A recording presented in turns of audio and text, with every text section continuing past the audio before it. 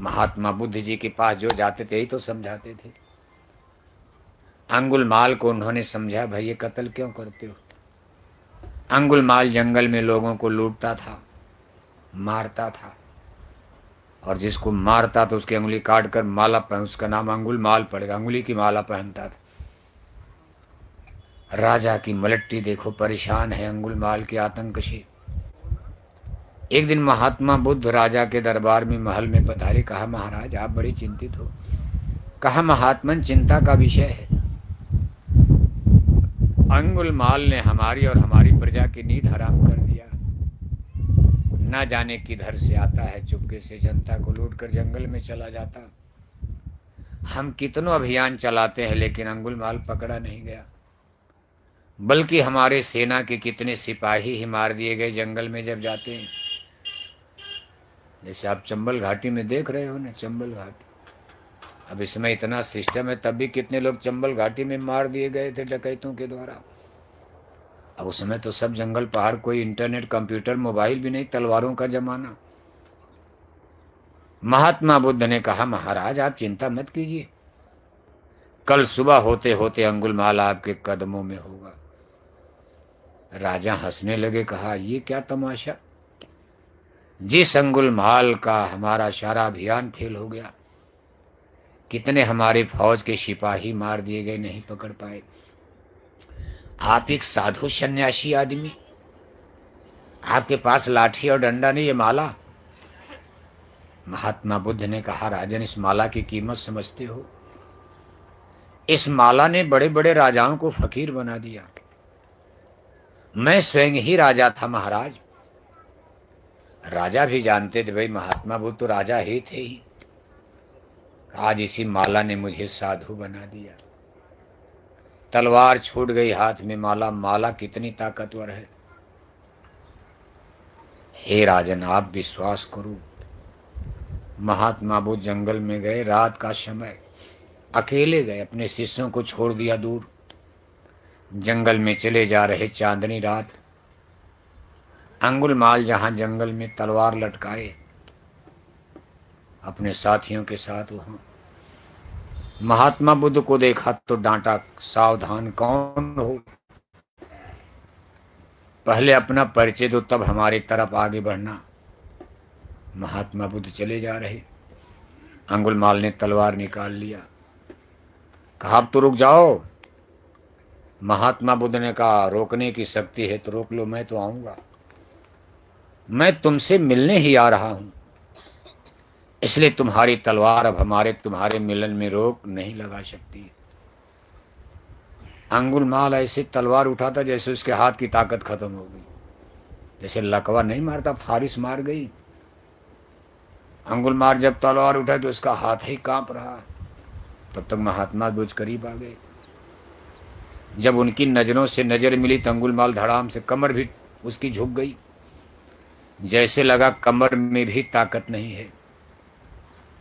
अंगुलमाल धड़ाम से जमीन पर गिर जाता। महात्मा बुद्ध उसको एक तरफ एकटक देख रहे। कहा रहा, अंगुलमाल कहता, महाराज ये आपने क्या जादू कर दिया, आज तक मेरे सामने से कोई जिंदा वापस नहीं जा पाया, चाहे कितनों बड़ा धनवान बलवान तलवार वाला, और आप निहत्थे आदमी, साधु आदमी हो, नंगे बदन हो, गिरुआ पहने हो, आप सन्यासी दाढ़ी बाल वाले, आपकी नजरों में इतना बड़ा जादू, कौन सी ऊर्जा, एनर्जी, करंट, पावर आपके पास है। महात्मा बुद्ध ने कहा, अंगुलमाल इस ब्रह्मांड की सबसे बड़ी पावर संतों महात्माओं के नजरों में होती, आंखों में। इसको स्पिरिचुअल पावर कहते, आत्मा की शक्ति है। आंखों में नहीं होती, होती है तो आत्मा में,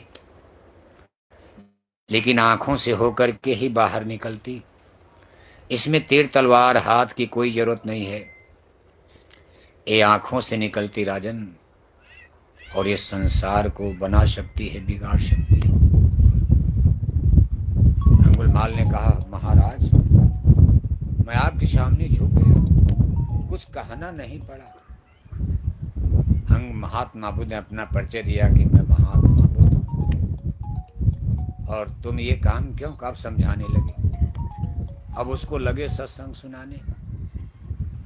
तुमको अपनी तलवार का घमंड है, और तुम्हारी तलवार आज मेरे सामने झुक गई।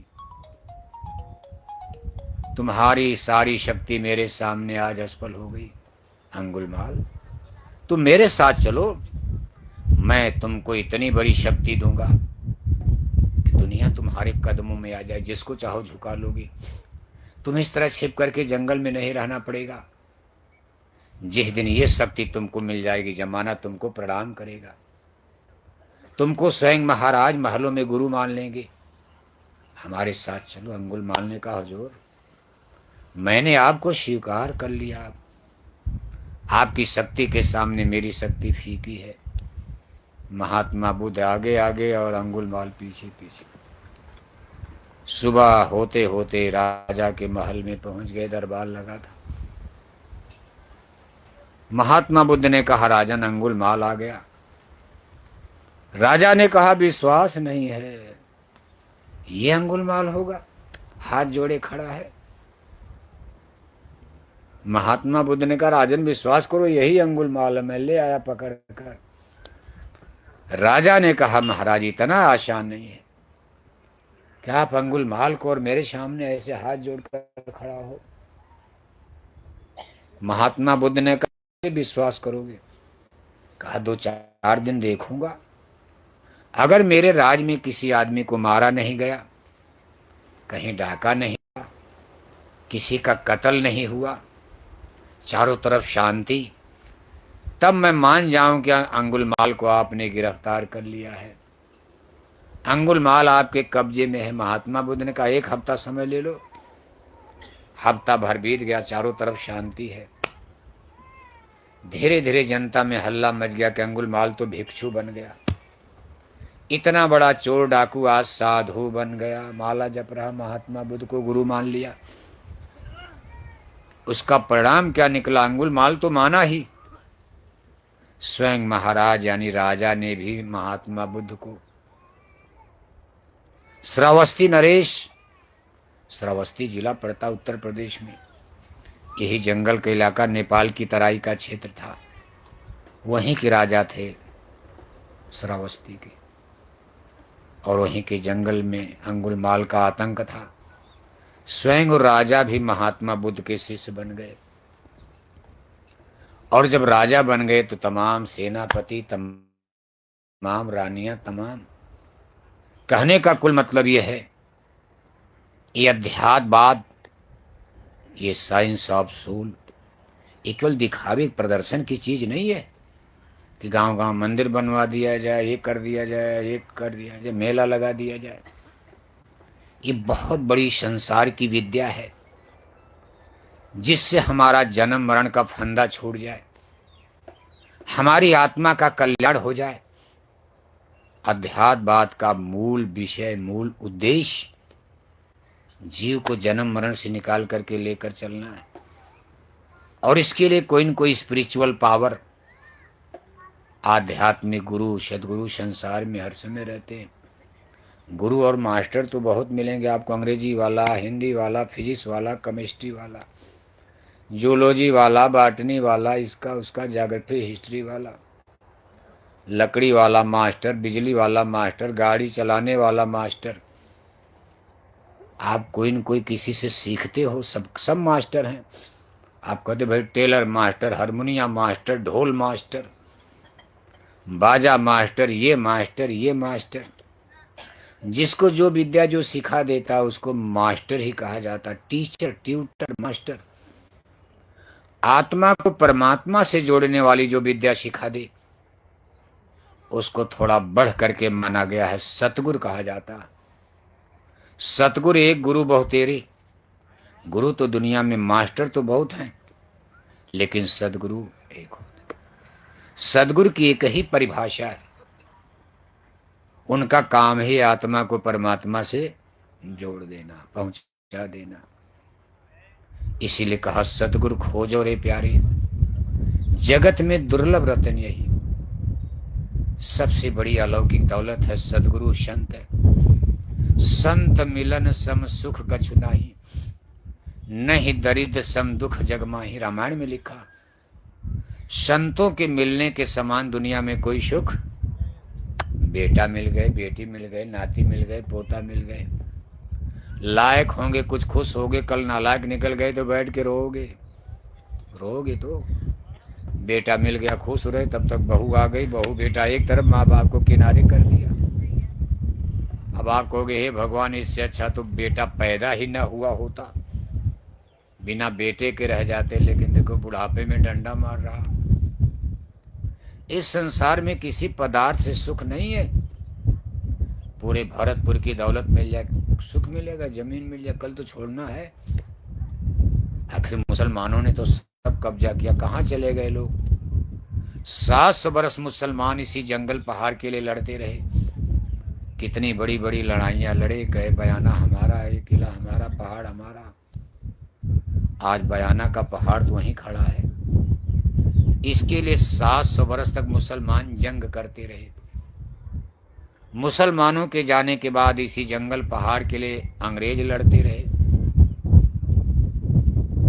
और आज भी लड़ाइयाँ जमीन जायदाद किसी तरह हो रही है। हम आप कहते हैं भाई ये गन्ने का खेत हमारा, गेहूं का खेत हमारा, ये सरसों का खेत हमारा है, कोठी हमारी है, जमीन हमारी, बगीचा हमारा। हमारे आपके पहले बाप दादे पुरखे पूर्वज भी यही कहते थे कि जमीन हमारी है, बगीचा हमारा है, ये खेत हमारा है। हमारा हमारा करते करते वो लोग अलविदा हो गए, चले गए। अब उसी के लिए हम आप दावा करें कि नहीं ये गन्ने का खेत हमारा है, ये गेहूं का खेत हमारा है, कोठी जमीन हमारी है। 10-20 साल में आप भी निपट जाओगे, तब आपके नाती पोता कहेंगे कि हमारा है। ऐसे हमारा हमारा करते करते आपके इस गांव में, भरतपुर में मानव जाति की अनगिनत पीढ़ियों ने जन्म लिया, अनगिनत पीढ़ियां चली गई। एक दिन हम आप भी चले जाएंगे, लेकिन जमीन यहीं पड़ी है, बगीचा यहीं पड़ा है, गन्ने का खेत, गेहूं का खेत, चना मटर का खेत यहीं पड़ा। ना घर मेरा ना घर तेरा, चिड़िया रैन बसेरा। न ये जमीन मिट्टी पहाड़ पर्वत किसी का हुआ और आगे भी किसी का होने वाला। बस आना और जाना, थोड़ी दिन किराए का। इसीलिए महात्माओं ने इसको रेंटेड हाउस, इसको किराए की जगह गुरु महाराज कहते भाई किराए का जगह है, थोड़े दिन के लिए आप यहाँ रह रहे हो, फिर यहाँ से डेरा कूच करो। आप चले जाओगे तो खाली नहीं रहेगा, नया गांव में कोई न कोई तो आएगा। आपके घर में कोई आने वाला है, नया मुसाफिर। आप मरकर इसको खाली करो, आपकी कोठी में कोई नया मुसाफिर आने वाला, बेटा बनकर, बेटी बनकर, नाती बनकर, पोता बनकर चलता रहेगा। लेकिन आप चलो, आपका समय हो गया। अब आप कहाँ जाओगे? आप कहाँ जाओगे? मान लो जिस दिन नया गांव आपको छोड़ देना होगा, जरा इधर भी एक और पर्दा लगाओ हो विशाल, थोड़ा इसमें एक खंभे में और लगा दीजिए पर्दा थोड़ा सा।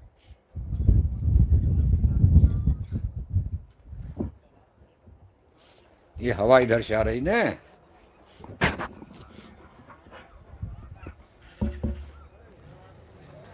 मान लो यहां से आप चले जाओ, तो आप जाओगे कहां? यहां से तो चले गए, दादा चले गए, दादी चली गई, पिताजी चले गए, माताजी चली गई, बाप का नंबर है। 10-20 साल में आपको चलना है, रहना नहीं, देश भी रहना, कहाँ जाओगे? तो हम आप यही कहते हैं कि भाई कहाँ चले गए? स्वर्गवास हो गया। क्या हो गया? मान लो आपके गांव घर में, हिंदू समाज में क्या नियम बना है कि जब कोई आपके गांव घर में मरता है, आपके पूरे नया गांव में कोई मर गया आज तक, 10 दिन तक हिंदू लोग रोते गाते हैं।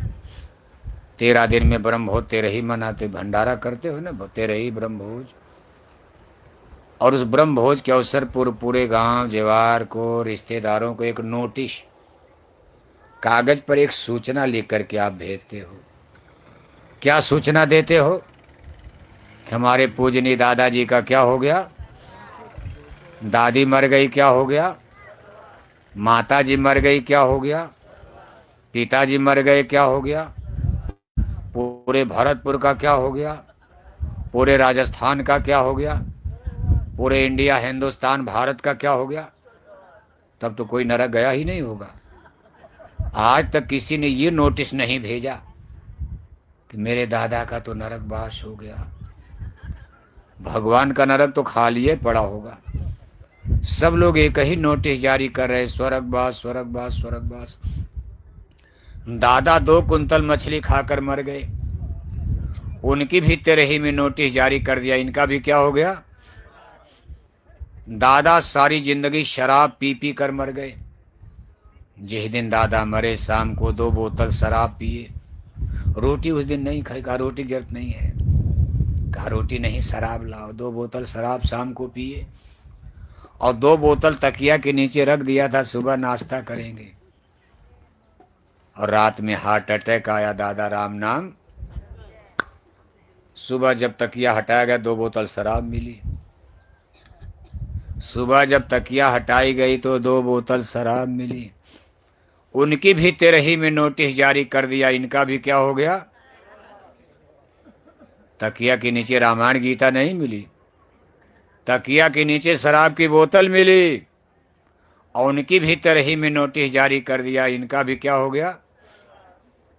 दादा सारी जिंदगी चोरी कत्ल करते करते मर गए, उनकी भी 13 में नोटिस जारी कर दिया, इनका भी क्या हो गया।